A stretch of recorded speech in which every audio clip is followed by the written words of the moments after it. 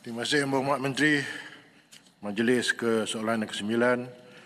Silakan Tuan Mazri bin Nasib Yang Berhormat Tenggara. Terima kasih Datuk Dr. Yang di-Pertua. Soalan saya nombor 9. Yang Berhormat Menteri Sumber Asli dan Kelestarian Alam. Terima kasih Yang Berhormat Tenggara di atas soalan yang dibentangkan. Kementerian Sumber Asli dan Kelestarian Alam NRES menerusi Jabatan Alam Sekitar JAS sememangnya komited untuk kita memastikan pemantauan dan pelaksanaan penguatkuasaan undang-undang alam sekitar dan tindakan diambil kepada syarikat dan individu yang terbabit dengan jenayah alam sekitar. Sebagaimana kita semua sedia maklum, Akta Kualiti Alam Sekeliling telah pun dipinda dan ia telah diwartakan pada 6 Jun 2024 dan dikuatkuasakan mulai 7 Julai 2024. Jadi kalau dulu denda maksimum RM100,000, sekarang denda maksimum RM10 juta bagi kesalahan-kesalahan pencemaran air, pelupusan haram buangan terjadual, pencemaran minyak dan buangan ke perairan Malaysia. Ada juga hukuman penjara mandatory tidak melebihi 5 tahun dan nilai kompaun telah ditingkatkan. Kalau dulu RM2,000, sekarang maksimum tidak lebih 50% dari nilai denda maksimum kesalahan berkaitan. Jadi bagi memantapkan lagi operasi pemantauan dan penguatkuasaan, JAS telah mengambil langkah-langkah penambahbaikan termasuklah menjalankan penguatkuasaan secara berterusan ke atas premis-premis, meningkatkan pelaksanaan operasi secara bersepadu dengan agensi penguatkuasaan yang lain, memberi ulasan dan input teknikal kepada One Stop Center dengan izin yang diselaraskan oleh Plan Malaysia sebelum sesuatu projek diluluskan, mengadakan sesi libat urus dengan pihak industri, penggerak projek dan pihak berkepentingan yang berkaitan bagi memastikan Akta Kualiti Alam Sekeliling dan peraturan-peraturan di bawahnya difahami dan dipatuhi setiap masa, meningkatkan pelaksanaan dan keberkesanan program kesedaran awam, menyediakan program kursus kompetensi bagi mentauliahkan orang yang berwibawa supaya penggerak projek dan pihak industri mengendalikan pengurusan alam sekitar dengan cara yang diperlukan di bawah Akta dan mengenakan tindakan tegas dengan pengeluaran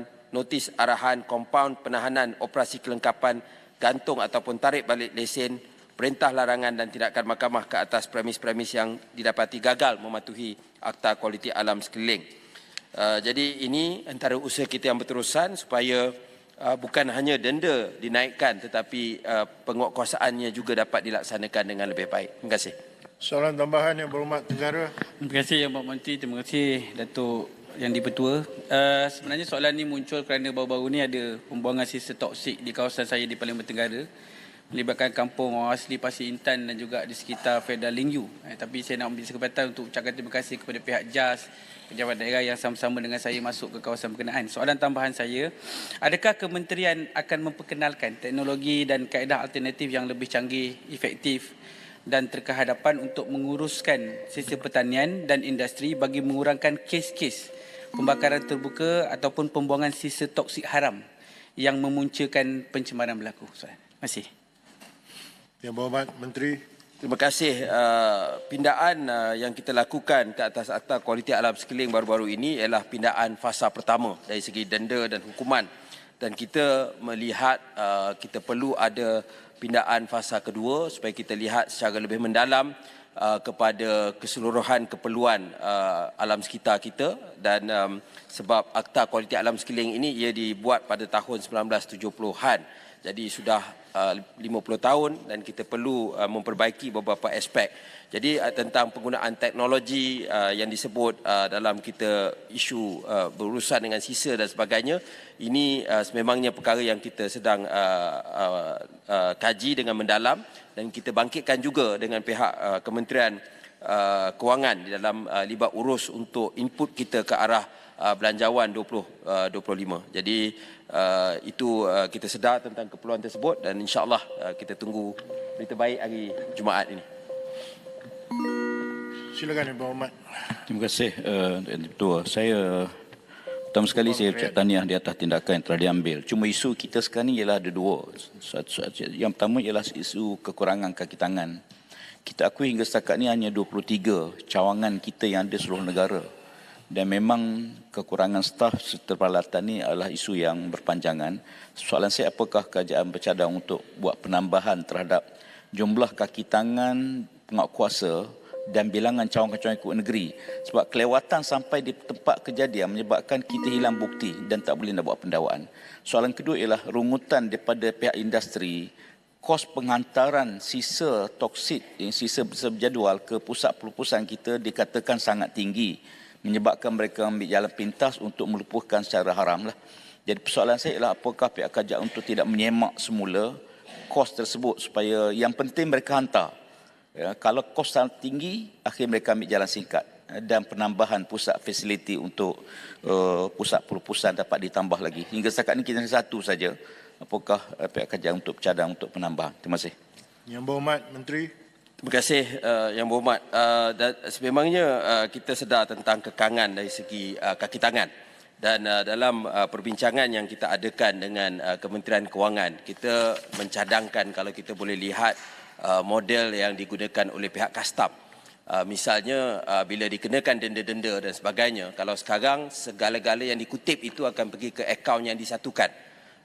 Akaun kerajaan tidak ada akses untuk JAS lah.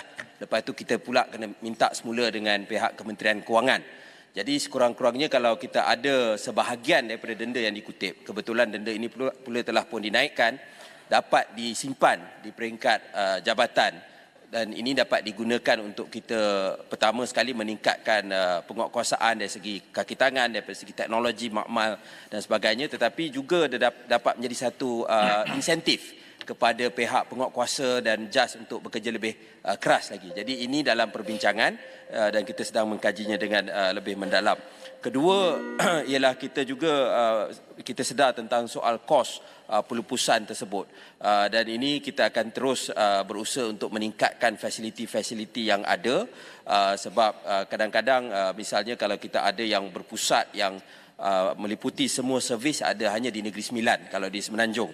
Jadi kalau mungkin mereka yang di utara ataupun di selatan dia agak jauh untuk menghantar barangan tersebut ke kawasan itu. Jadi kita sedang melihat sekurang-kurangnya mengikut beberapa zon kita ada pusat yang bersepadu supaya kos itu dapat diturunkan dan kita dapat mengatasi masalah pihak industri mengambil langkah pendek yang haram untuk melupuskan sisa.